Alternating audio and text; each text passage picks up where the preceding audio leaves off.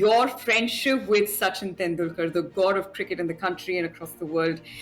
If you could just shed some light on your bond with the man. Well, it has been interesting. I mean, Sachin Tendulkar, obviously, he had debuted at a very young age, sort of 16 when he first played for India.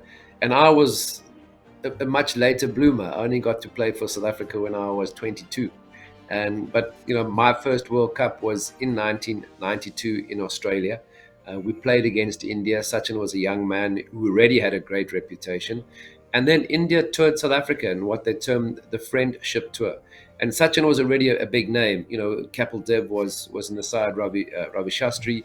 And in the Indian lineup, Sachin was already a very dominant and prominent name in the Indian team. And I was just a young player who had sort of captivated everybody's attention at the 1992 Cricket World Cup with my fielding, and not my batting for sure.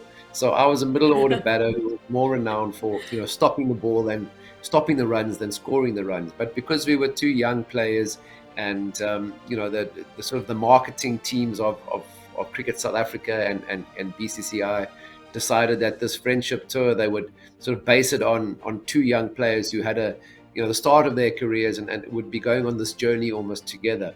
So it was really interesting how it started out and how it also turned out. Sachin was the first player that was actually run out using the third umpire technology, and I was the fortunate fielder at backward point. I think Ravi Shastri was probably batting with Sachin at the time, and there was no ways Ravi was coming down to the danger end. So he sent Sachin back. I didn't hit the stumps. I did pass it to the short square leg fielder, Andrew Hudson, and Andrew Hudson completed the run-out dismissal, and Sachin was back in the pavilion.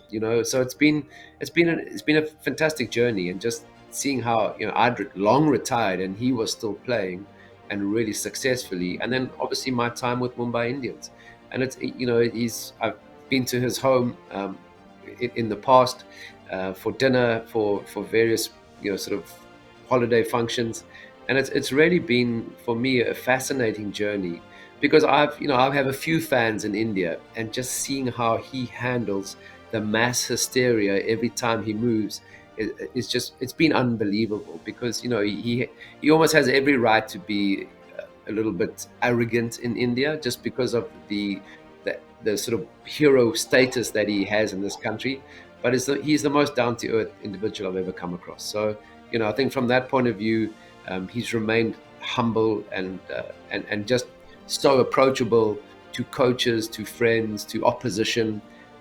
He's been a real gentleman throughout the career that's kind of spanned alongside each other.